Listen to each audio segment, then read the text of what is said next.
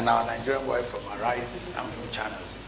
So we just start when we get the indication. So, and I think that the flow should be natural. We should just make it natural, right? Yes, I am. So shall we go clockwise? We can start clockwise and then after that. And then after that. Yeah. We're sticking with politics first, then we now switch to that. Which way is clockwise, Seth? Oh, clockwise is this way. So you're right. Oh, so you want to go anti-clockwise? No. Yeah? You're happy with clockwise? This way or this way? This is where the clock goes. The clock goes like this. Yes. All right.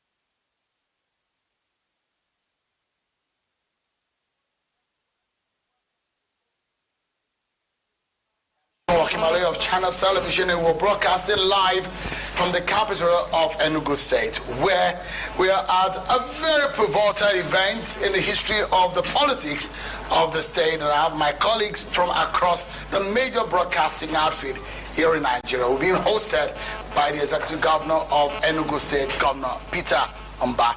Thank you so much, Your Excellency, for welcoming us. Thank you. Thank you. And I also want to warmly welcome you to the historic city of Enugu. All right. Welcome. Thank you so much. Your Excellency, let me take time to introduce my colleagues who are with me. Popularly called the Nigerian wife, Vimbai Ekweyan from Arise Television.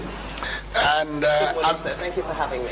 Amici Anokwe from AIT, Natalie Uku from Afia TV, and Nifemi Ugutoye from Television Continental. Thank you for having us.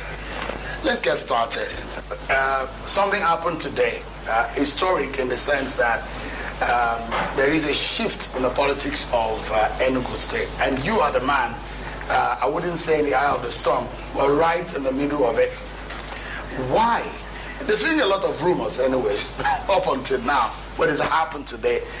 Your people say it is not defection, it's a movement. What did you do today? What happened? Thank you very much. As you may already know,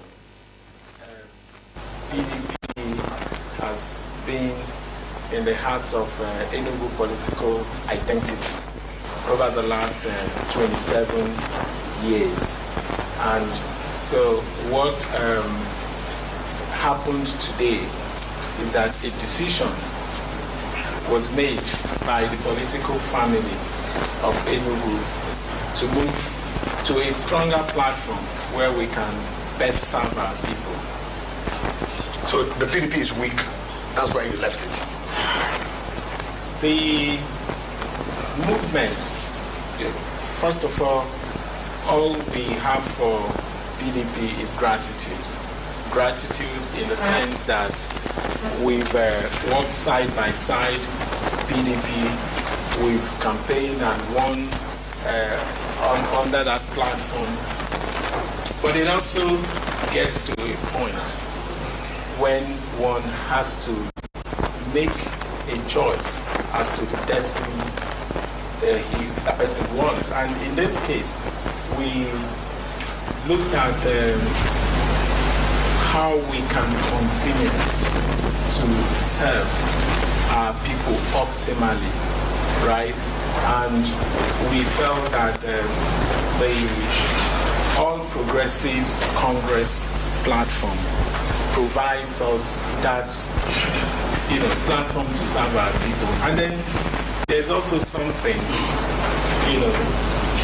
we've also had this symbiotic relationship with PDP, where the Southeast, over the same period, and I think with the exception of the last general elections, we have always given over 75% of the votes from the Southeast to PDP. And it also got to a point where we felt that our voices were being disregarded, even when it mattered most. And, so we had to make the tough choice to stand for accountability. Indeed. Sorry, just a moment. Yeah. Look at your bag, Your Excellency. That's the flag of the APC. Yes. How strange does that feel? It doesn't, in my view, and I understand why you asked that question, and I respect and honor the history we've had with PDP.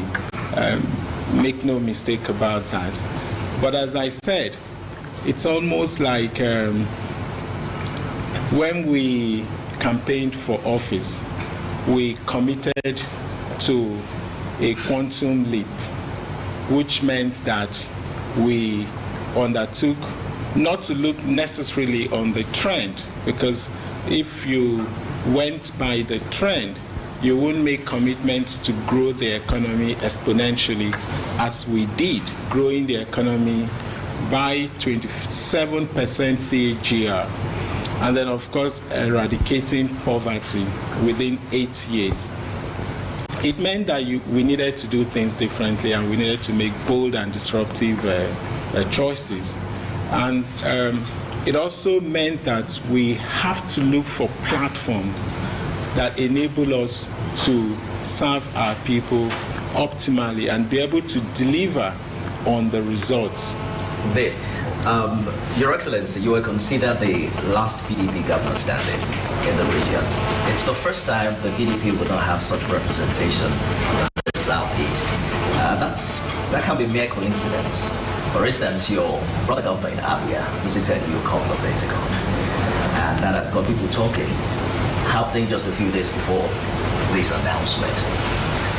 Without trying to preempt his choices, are you governors in the Southeast reading from the same political script? Is there some effort to align the region to the power at the center? Well, we have to always make decisions that is in the best interest of the people that have entrusted us with their mandate.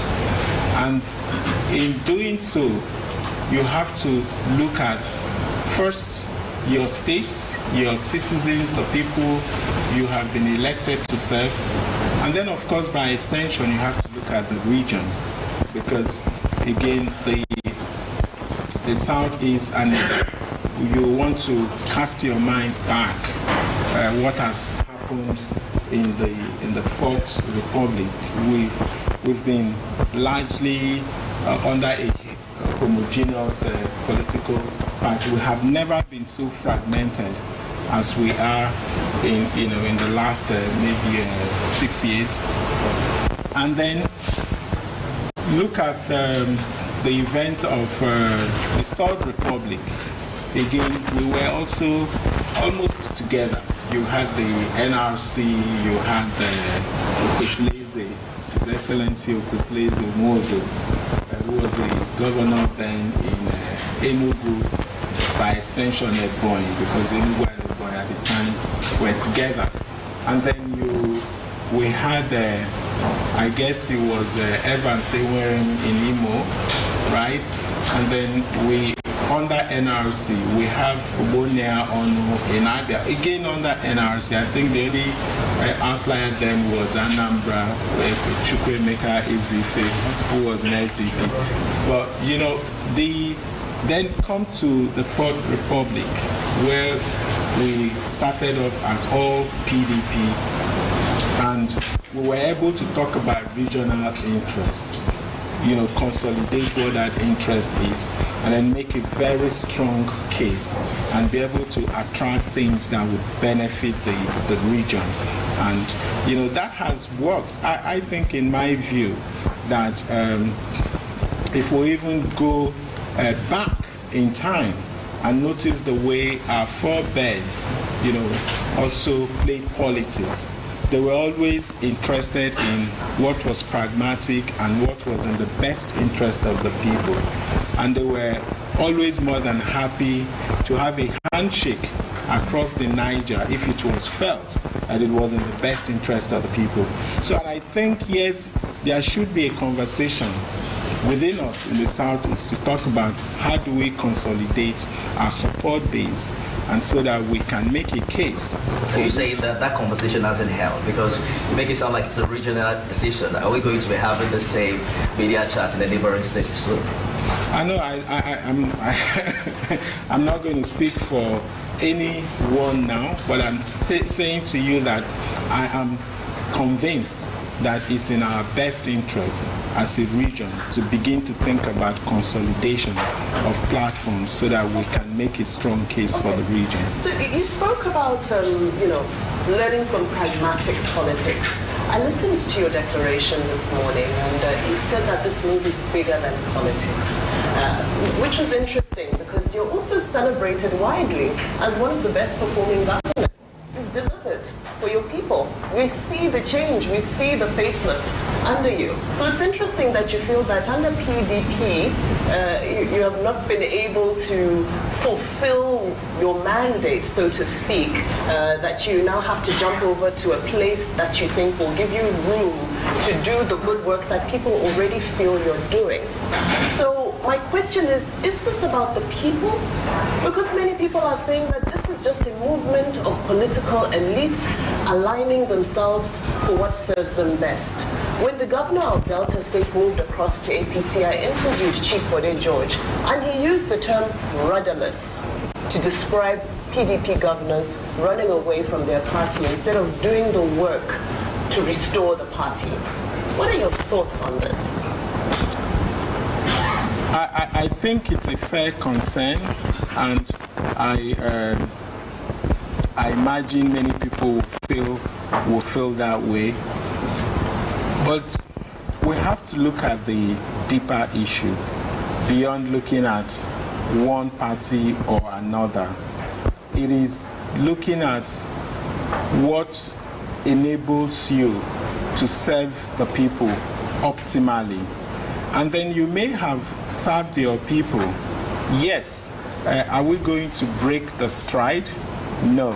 Are we going to slow down on the progress we have made? What we're actually doing is going to a stronger platform that would enable us optimize, in fact, strengthen, build on what, you know, has been described as the 28 months wonder in Enugu State, making sure that, you know, development does not or is not determined or should not be determined by the location of where anyone lives.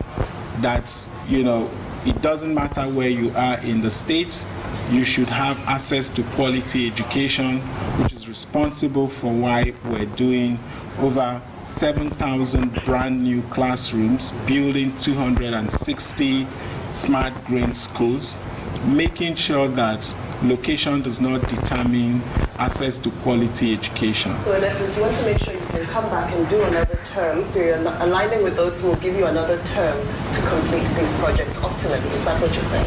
I think what we're doing is that we are carrying the people's trust to a platform that will best serve them.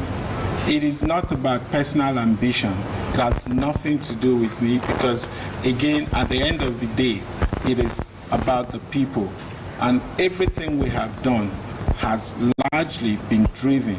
Of course, the very first thing we said during our campaign for office was to say, look, we're going to deliver quality, people-centered governance. That everything will be about the people. And that has driven all the decisions we've made. Now, we saw the threat from Enugu State PDP over the status of National Secretaryship of the PDP that you may consider moving to another platform, and that has happened. What would you say was the last straw that broke the camel's back? Can you also say that there were some overtures from the APC, for instance? The president was there some months back. Tongues were wagging then. So, in other words, were you forced off PDP, or did you voluntarily go based on reach outs from the APC? I think I alluded to this earlier on when I said, look, when systems no longer deliver fairness or justice, then we have to make the hard choice, you know. And that choice, again, must be predicated, on choosing accountability, okay? And without dwelling into what may have transpired in PDP, for me, it was felt that, when it mattered most, our voices were not heard in that regard. And I believe that, the system did not deliver fairness as we had, not just from the point of view of Enugu State, but even the region, because it was the voice of the Southeast that I, represented at the time. But I guess, again, the deeper issue, it's something you raised in your question. The fact that there is a relationship, because ultimately it is not my allegiance, is to the people of Enugu State, is not to the flag or the color or the symbol on a flag. My allegiance is primarily to the people of Enugu State. And when I was also thinking about moving, I was also considering leadership. And I identified the leadership in APC, the leadership of APC, His Excellency, the President of the country. I consider his policies and his the bold and difficult choices he's made, the programs. I consider that in sync with the programs and the bold, disruptive things we're doing here in Enugu. So for me, it was almost like a natural choice. And I'd like to also add that there hasn't been any coercion. This was a well thought and carefully considered decision to make in the best interest. Has there been some coercion from your camp to the other? Because Uche Naji's fate, his spokesperson pointed their fingers at Government House to have been behind it because of this movement he said was expected. How will you react to that? You and your interests were not behind that brought him down. I mean, I just cannot imagine how much more we can stretch our imagination, right? How we can, I think someone may be entertaining himself by those conjectures. I have a lot of work to do, to think about, being behind. I think that the issue here is not about anybody. It is about a carefully considered decision to be able to ensure that we strengthen or build on what is in the best interest of Ndi Enugu. And, if I may add, if you look at the development model at the center, and you want to also look at what we're doing here in Enugu State. For example, look at the Renewed Hope World Development Program. This is a program designed to empower over 8.8 million young Nigerians. You notice that if you're having an intervention that would impact 1,000 young people from the 8,809 electoral wards that we have in the country, it means by extension there is a design to actually lift over 80 million people from the pit of poverty.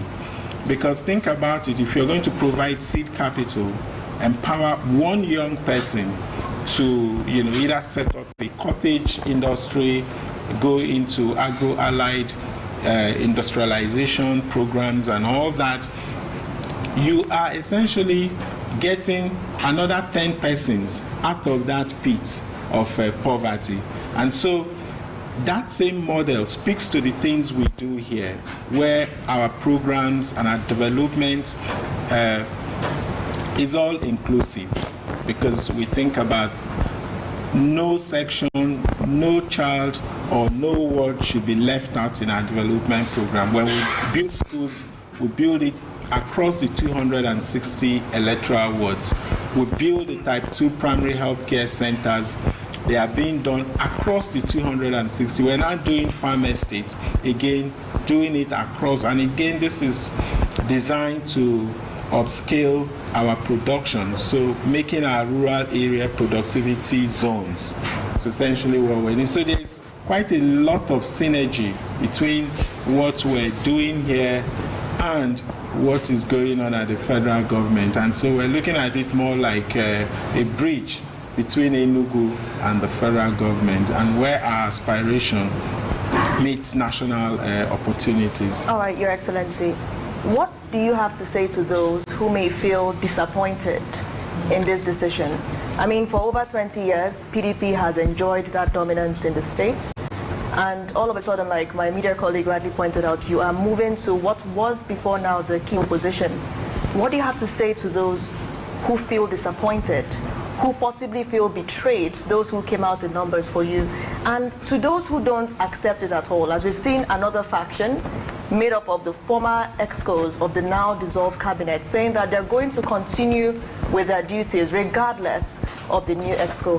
What do you have to say to those two concerns? And that's the beauty of democracy, that there is that freedom of association.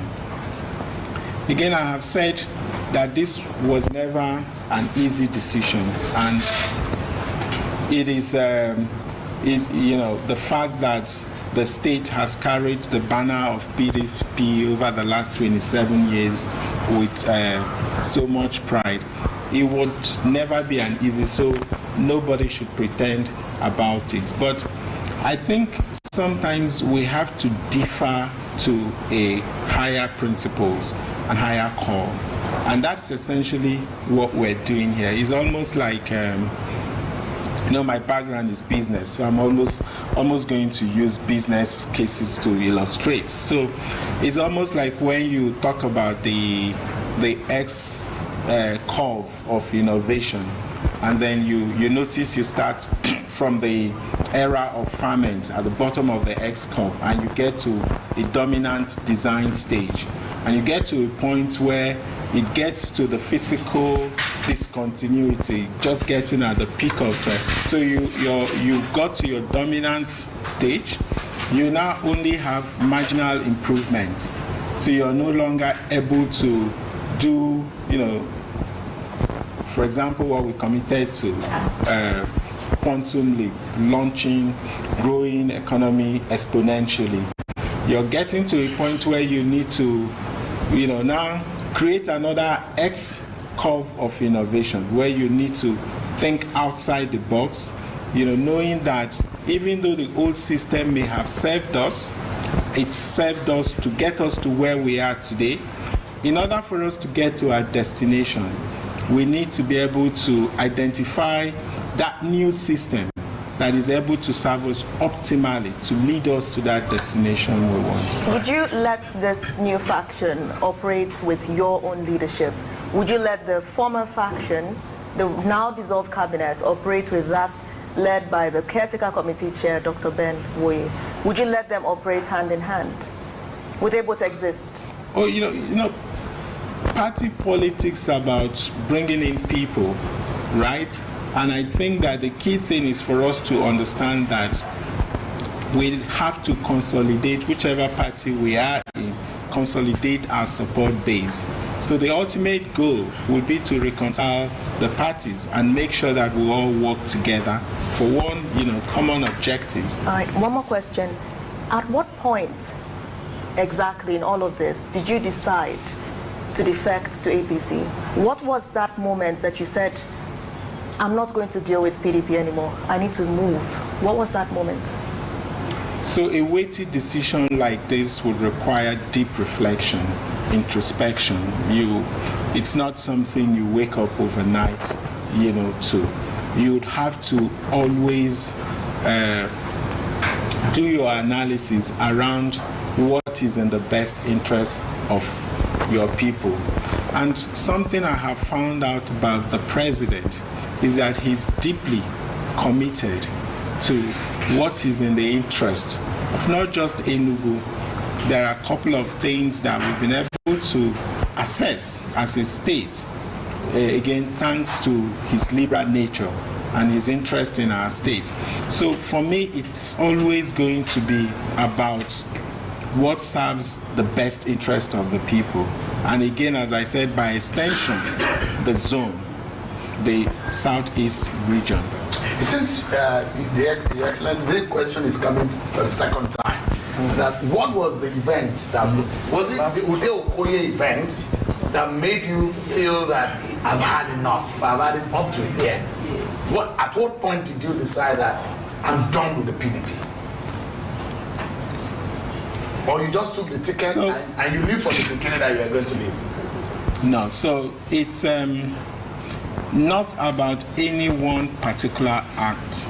And again, as I keep saying, it was also not that decision would not have been made exclusively by any act that I believe would not be in the interest of the people. So it would always going to be, and because this also requires movement by an entire political family, it would require, of course, making sure that you understand, you feel the pulse of your people, and you get genuine feedback from them of what they also believe is in their best interest. So it's not just you thinking you're a leader, forcing your position on them, but listening to them, getting feedback from them, understanding how they feel about the whole thing. So this is a collective decision. So it wasn't at any trying to reinforce my colleague's question. Yeah. It wasn't a particular event. No. Was it the president who convinced you? Again, it's... You had a meeting with the president, a private meeting in the villa with the president. What did he tell you? So as a governor, I would always have access to the president, and I would always have to discuss issues that affect the interest of the state with the president. And so I've not just had a one-off private meeting with... Earlier in the year, he called you his friend and that you were doing very well.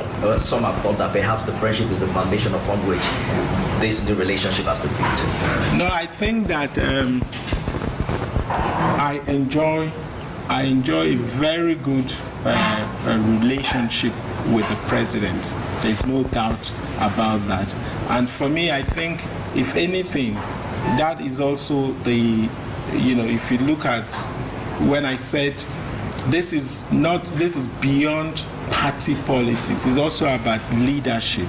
It's about who you find in a leadership position of a particular party and how comfortable you feel about that leadership, and the fact that you're looking at a leader who, for example, is interested in devolution of power, interested in decentralizing development, who believes that if we're going to achieve a $1 trillion economy in 5 years, by 2030, then the states, the peripherals, the subnationals must be empowered.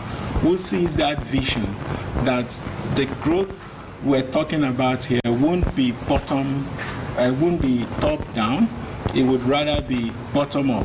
Who believes in strengthening the capacity of the local government and even strengthening the institutions at the local level, talking about the traditional institution. I'm sure you know that the president is championing this move is much about personal chemistry as much as political realignment. No, so if you think about it, look at the policies of this government and look at what they are designed to do in terms of development.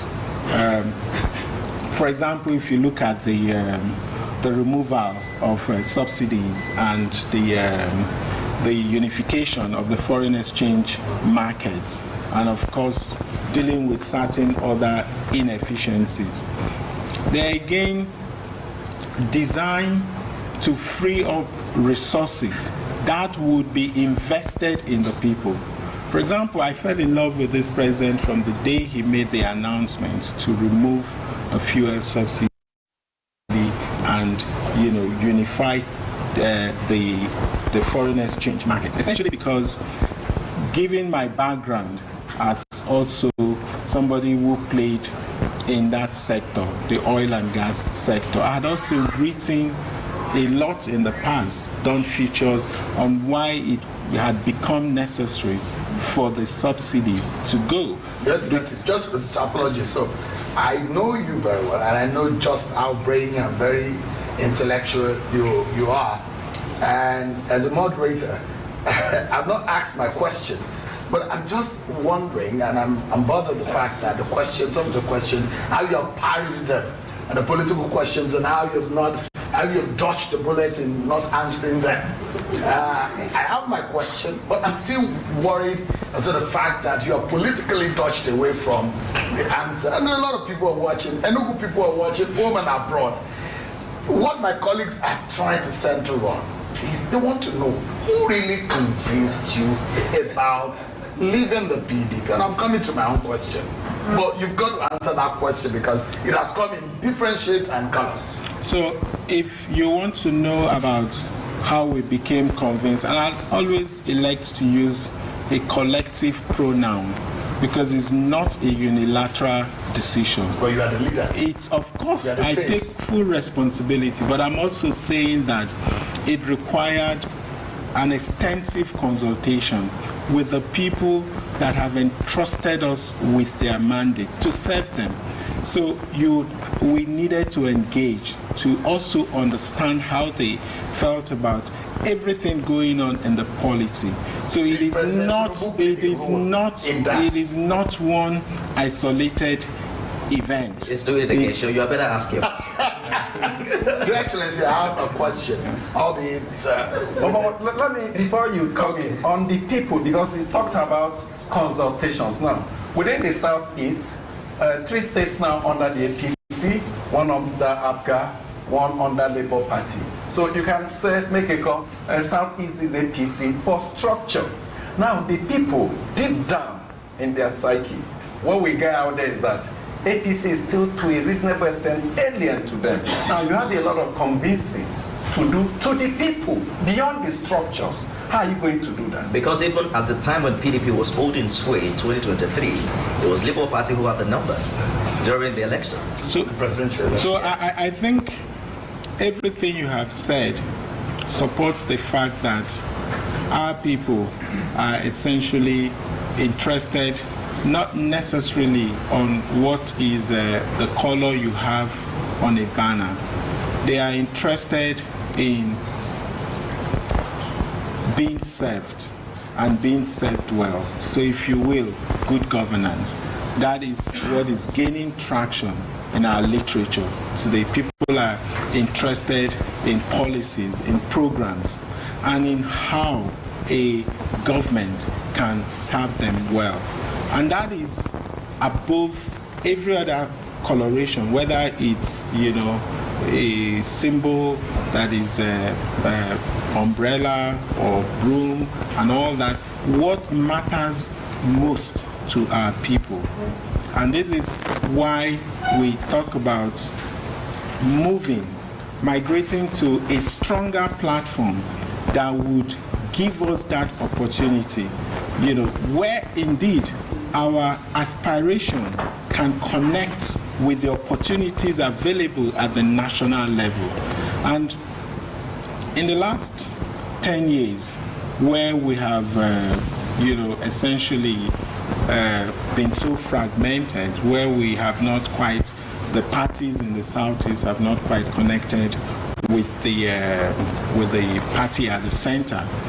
We also know, in terms of development coming towards the Southeast, that it hasn't been quite the same as when we were connected as PDP with the center in the last over the 16 years that PDP held sway. So it's a function of identifying that platform that enables you serve the people optimally.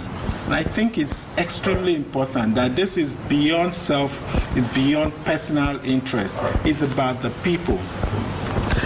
My question is about the impact of your political decision.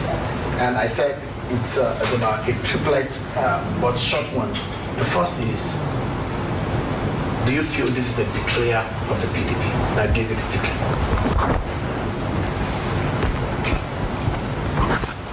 No. So, and again, I understand why you asked that, and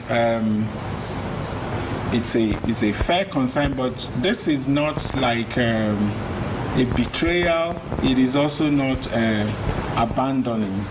It is more about thinking I was entrusted with the people's mandate by a people. Right, by the people.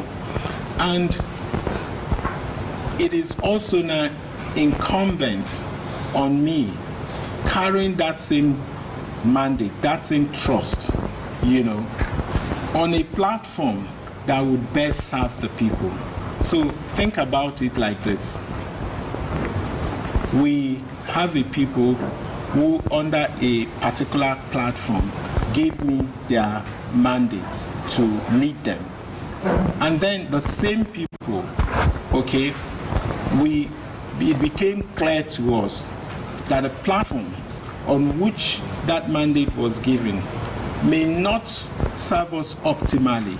And then, in consultation with them, we decided that we're now going to migrate to a stronger platform that would best serve them. So I don't see that as a betrayal. The other part to this question is, PDP sent you to school, you graduated, and you are now taking their certificate to serve APC. And so that's where the betrayal question. PDP sponsored you. PDP took your hand to the people. PDP gave you the victory. You won. After tasting power, you abandoned the ship and you moved to the APC. Does that not sound like some kind of betrayal? Do you have an apology to make to the people who thought that you could represent them? So, Shenwa, I understand the analogy you've just given. But I think that analogy seems to suggest or seems to elevate the party above the people, right? I think that's the point that I'm trying to get you So to it's understand. people first, It is other than the platform. absolutely. It And is you're not worried about a possible punishment at the board. no. So the Next time around. So if this was against the interest, if this move would discontinue or affect the continuity of progress that we have witnessed in Enugu, or if indeed it is about self-ambition, then of course you'll be thinking about this, or your analogy may fit. But this is a lot more about the people first before the party. So, speaking of the people first, I mean, I've been listening to you very intently, especially because you continue to reinforce the idea that you're in support of the APC's reforms. You like what the APC is doing and you want to take part in that. Which is interesting to me because if you look at the statistics from the World Bank that were released just last week, our poverty numbers in Nigeria have increased.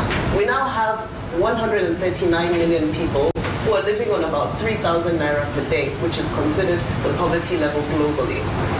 You look at a number of the other metrics, and generally we all know that the quality of life has deteriorated in the past couple of years. Solutions that can bring succor to people. But instead we're seeing Enugu State saying, we want to partake in this hunger with the rest of the nation. We want to partake more in these reforms that, yes, there are some benefits here and there, but because we're saying people first, the pandemic of the pockets is reigning. Empty pockets pandemic is currently reigning. What do you say to your people who say, we thought you would stand up for us and be a voice for us in a time where we are hungry?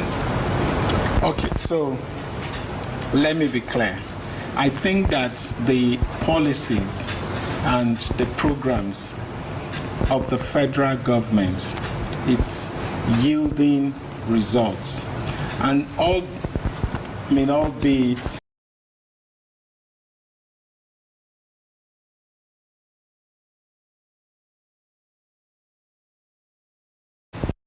maybe not at the pace we want it, but before some of these very difficult decisions were made. And then I would also take you maybe perhaps to one or two countries that were perhaps at the level we were in terms of our macro indicators. I mean, we were almost at a crisis point in terms of our financial sustainability. If you look at the policies that we operated under before the removal of the subsidies, we were getting to a point. I don't know if you cast your mind back in 2001 during the financial crisis in Argentina, when the peso was being basically controlled. They were basically pegging the peso against the dollar, which again of course led to what took close to a decade of financial crisis in Argentina, because it got to a point where that pegging was unsustainable, and then of course there was. From an economic perspective, I totally understand. Now, but I'm going to come back to how that would percolate to the micro level. But first of all, if you're going to deal with these matters fundamentally, you have to address those macro shocks, right?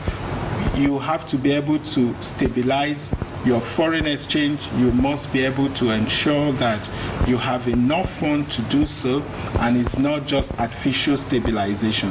You have to deal with the fundamentals. And then you have to look at, again, what are those policies that enable you to do that? What we were doing with the subsidies, in my view, was largely just benefiting the rich ones, because again the subsidies we were talking about then was not even extended to diesel, which was what we operated our mass